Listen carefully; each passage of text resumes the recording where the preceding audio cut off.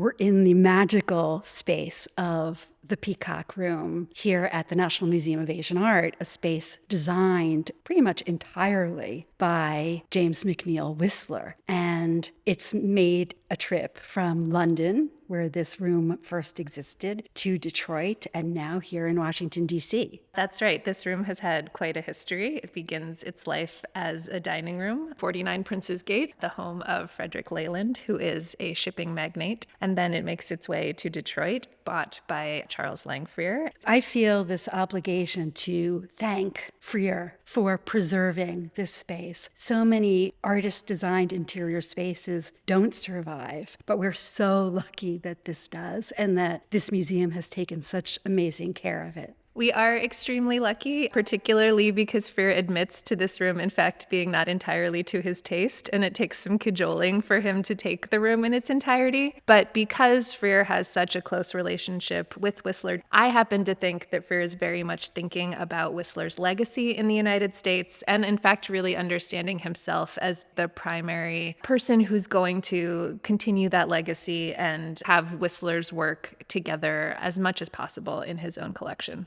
This does become an iconic space and does begin to exemplify this global cosmopolitanism that was very much a facet of Whistler's practice. It's important to remember that Whistler designed this space specifically for Leyland's blue and white porcelain collection. So for Whistler and for Leyland, it was very much Chinese blue and white porcelain. But you can see as we look at Freer's collection of ceramics, that is not what Freer's taste was. But Whistler is, like everyone else, understanding Asian materials and objects filtered through a very small set of gallerists, of collectors. And that's in fact what makes Charles Lang Freer so interesting, is that he, at Whistler's urging, in fact, is one of the first of these generations of collectors who goes to Asia. It's this moment of cosmopolitanism for American art, but also in general, this interest in the art of other cultures and the arts of the past. So let's talk about what we see. Everywhere we look, we're seeing patterning that is inspired by peacocks. And of course, the peacock, the showiest of birds. And part of what I loved about this space is the variety of ways that Whistler uses various facets of the peacock. So, for instance, the shutters, we see full bodies of the peacock, but in the center space, we have the heads and the body sort of at the top, and then this beautiful undulation of their cascading feathers. And then on either side, we have the bodies at the bottom and that explosion of feathers coming out towards the top. But what's so fantastic is that various facets of the actual feather then get repeated and overlapped in various sections of the space. So for instance, you'll see along the bottom register overlapping kind of eyes of those peacock feathers. Along the central register, you get an inverse of that blue background with the gold painting, with the gold background and blue detailing. You get an almost chrysanthemum-like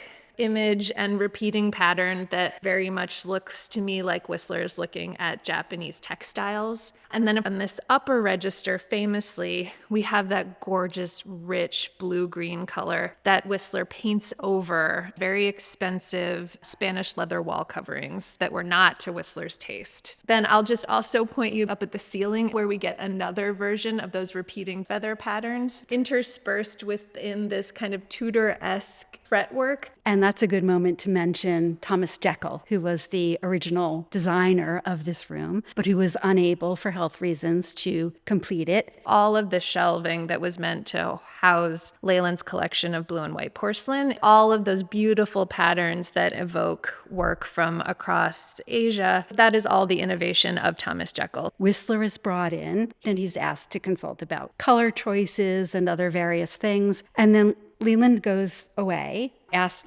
Whistler to do a couple of things, and Whistler gets going. Whistler does come in here with the mandate for a few slight alterations. And because of the close personal relationship that he does feel like he has with Leyland's family, he very much takes this opportunity to make for Leyland what he calls a beautiful surprise. He cannot imagine a world where Leyland would be anything but thrilled by returning to see this transformation. But when Leyland returns, a problem ensues. Leyland is not pleased that these changes have occurred. He's doubly displeased that Whistler is asking the fee for work that Leyland did not commission. And so throughout their correspondence, we see that close relationship become increasingly acrimonious as Whistler begins to feel that his genius is not being appropriately appreciated. I understand both sides, coming back and being presented with a bill for something you didn't commission. On the other hand, Leyland knew that Whistler had these ideas about harmony and beauty and making these settings for his work that enhanced them. And this idea, I think, of the importance of the artist that is emerging at this time, and the need for the artist to be free of the restrictions of a patron. Remember, too, though, that Leyland has also been incredibly patient with Whistler, who is not always timely in bringing Leyland works that he's paid for or that he's commissioned. So, for instance, for over a decade, Whistler has been laboring over a work called The Three Girls that was meant to adorn the other side of the room opposite from the princess from the land of porcelain. For Whistler, this is meant to be the apotheosis of his experimentation in painting practice, this idea that becomes deemed art for art's sake. But I think that's one reason that Whistler may have expected it all to be fine. Leyland had let him get away with quite a lot up until that moment, and one gets the sense that this was just the straw that broke the camel's back. Once this relationship basically dissolves, Leyland says essentially, finish it up